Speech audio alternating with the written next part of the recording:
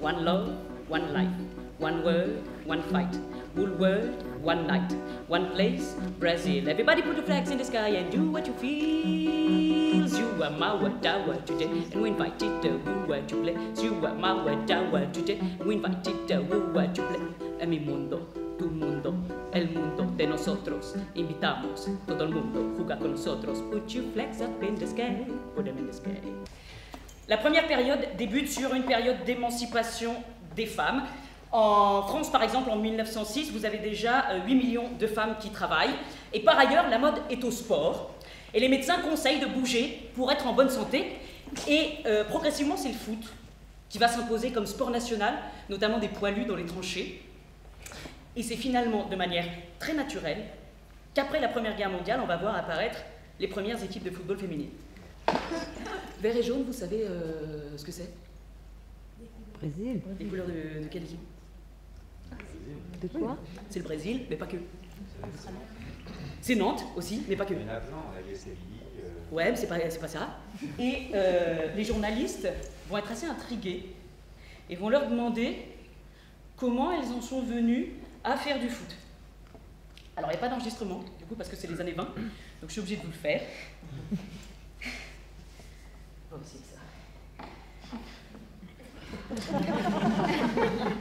Je me suis sentie si attirée par l'effort musculaire, qui est, aussi paradoxal que cette idée puisse paraître, hein, un véritable repos au surmenage imposé par la vie dans une grande ville, et surtout à Paris. Et parce que quand j'étais petite, mon cousin Pablo habitait en Afrique du Sud, et il habitait au Cap, et il m'avait ramené un maillot de l'équipe d'Afrique du Sud, et c'était hyper symbolique à l'époque parce que c'était en 94. L'équipe d'Afrique du Sud venait de réintégrer la FIFA après en avoir été exclue à cause du régime de l'apartheid. Nelson Mandela venait d'être élu président.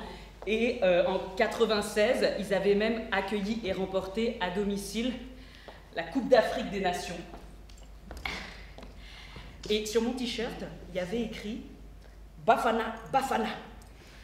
C'est le nom qu'on donne à l'équipe d'Afrique du Sud. À l'époque, je ne savais pas du tout ce que ça voulait dire, mais j'aimais bien. On disait ah, Bafana, Bafana. En fait, maintenant, je sais, ça veut dire les garçons, les garçons. Après les années rebelles, le football féminin va petit à petit être récupéré par la FIFA, s'adapter au modèle masculin et petit à petit être placé sous sa tutelle.